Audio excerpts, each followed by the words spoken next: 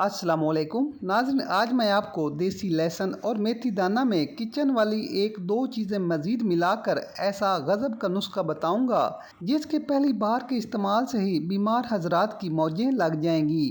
نہ تو کسی ڈاکٹر حکیم کے پاس جانے کی ضرورت ہے اور نہ ہی بہت زیادہ پیسے خرچ کرنے کی پریشانی۔ تو آئیے سیکھتے ہیں اس ریمیڈی کو بنانے اور استعمال کرنے کا خاص طریقہ اور کن بیماریوں میں یہ استعمال ہوتی ہے۔ تو کیا کریں کہ تقریباً 10 سے 12 عدد لہسن کی کلیوں کا چھلکا اتار لیں۔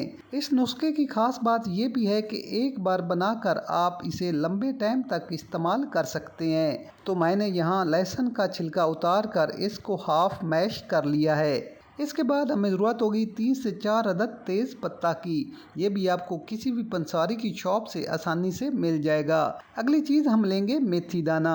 ناظرین، میتھی دانہ کے متعلق حکمت میں مشہور ہے کہ اگر آپ کو میتھی دانہ کے فوائد کا علم ہو جائے تو آپ اسے سونے برابر بھاؤ خرید لیں۔ تو اس ریمیڈی کے لیے ہمیں ضرورت ہوگی 1 چمچ میتھی دانہ کی۔ اس کے بعد نیکسٹ چیز ہم لیں گے اجوائن۔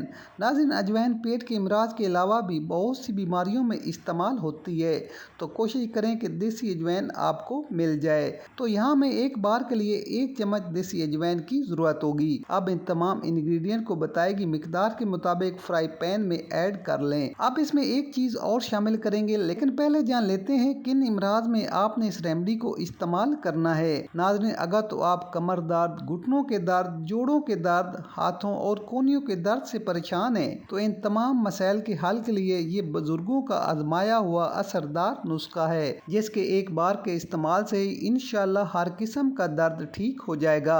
تو اب کیا کریں کہ تقریباً 25 سے 30 ml سرسوں کا تیل شامل کر دیں۔ لو فلیم پر 15 سے 20 منٹ تک اس مکسچر کو پکا لیں۔